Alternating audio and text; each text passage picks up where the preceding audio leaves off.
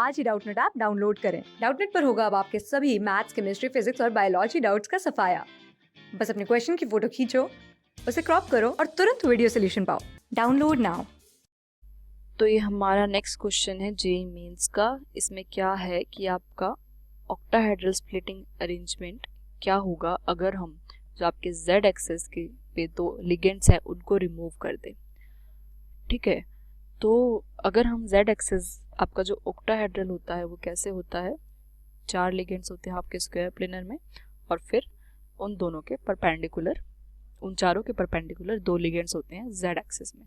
अगर हम इन दोनों लिगेंड्स को हटा दें तो आपके पास जो कॉन्फ़िगरेशन बचती है, जो आपकी ज्योमेट्री बचती है, वो आपकी बचती है स्क्वायर प्लेनर। ठीक है, तो अगर आपको स्क्वायर प्लेनर का क्रिस्टल फ्री स्प्लिटिंग डायग्राम याद है तो आप ये क्वेश्चन ईजिली कर सकते हो, देखते ही कर सकते हो। ठीक है, लेकिन अगर आपको याद नहीं है तो आप ये कंसिडर कर सकते हैं कि अगर आपके पास मेटल है और आपको क्या बनाना है, स्क्वायर प्लेनर कॉम्प्लेक्स आपका बन रहा है। ठीक है, तो z एक्सिस में आपका क्या है, कोई भी लिगेंड अटैच नहीं है।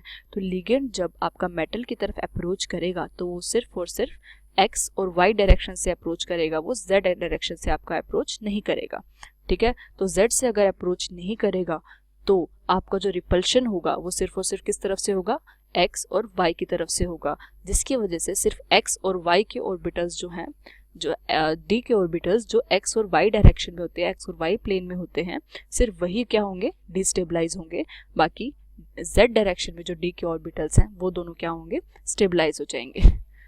ठीक है, तो अब अगर हम इन ऑप्शंस को कंसिडर करें तो आपके जो z वाले ऑर्बिटल्स हैं उन सब की एनर्जी क्या होनी चाहिए, सबसे कम होनी चाहिए। ठीक है, इस ऑप्शन में वजह एक्स वाई की कम है, इसमें इन तीनों की हमें इक्वल दी है, लेकिन इन तीनों की इक्वल नहीं रहती। आपके डी एक्स वाई की एनर्जी क्या हो जाती है, इंक्रीज हो जाती है, क्योंकि वो क्या है, एक्स वाई प्लेन में है और वो डिस्टेबलाइज हो रहा है।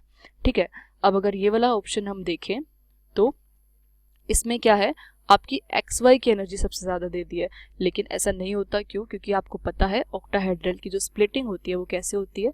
अगर ये मैं आपका डी ऑर्बिटल्स लूँ तो आपका जो डी एक्स वाई यहाँ क्या होते हैं, थोड़े से स्टेबलाइज होते हैं, और D X square minus Y square और डी जेड स्क्वायर आपके क्या होते हैं, डिस्टेबलाइज होते हैं।